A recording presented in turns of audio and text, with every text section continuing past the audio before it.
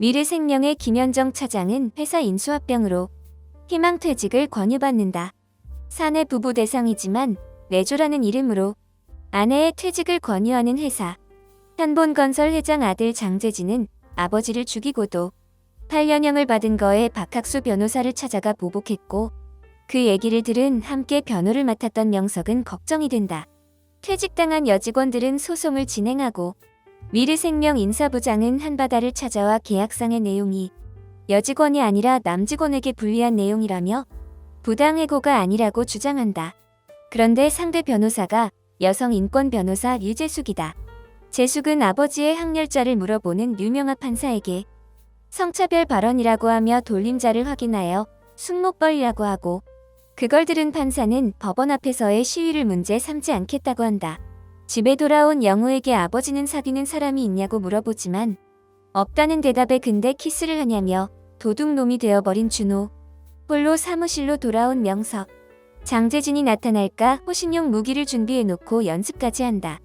재판이 시작되고 미래생명 인사부장이 면담시했던 성차별적이며 강압적인 발언을 지적하기 시작한다. 피고 측에서는 여성인 최 대리가 증인으로 나서 회사에 유리한 증언을 한다.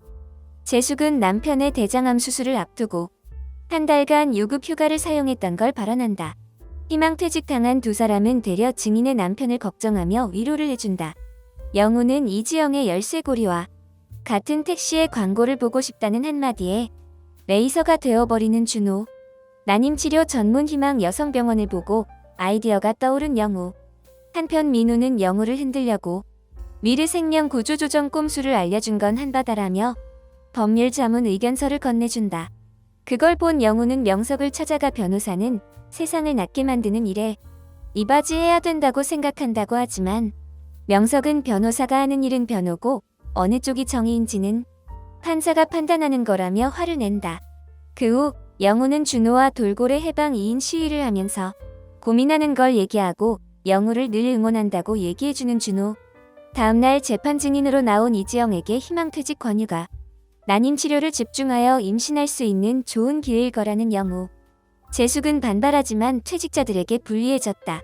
지나가는 영우에게 재숙은 신문에서 봤다면서 더 멋진 곳에서 일할 줄 알았다고 한다.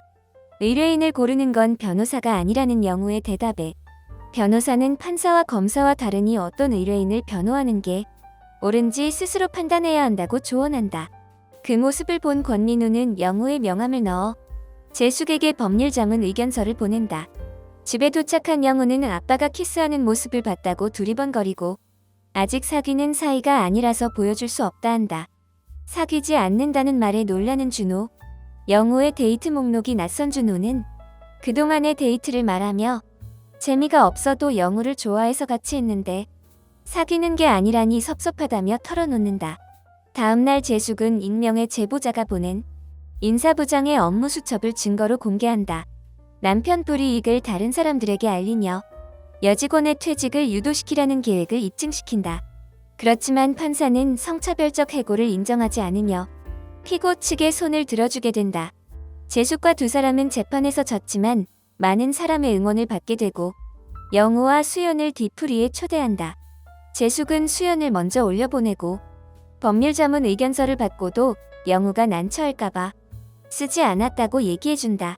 그리고 재판에 상관없이 뒤풀이를 하는 재숙과 두 사람. 늦은 밤 명석은 혼자 사무실을 가는데 누군가 따라온다. 따라오던 사람은 알고 보니 설비팀 직원이었다.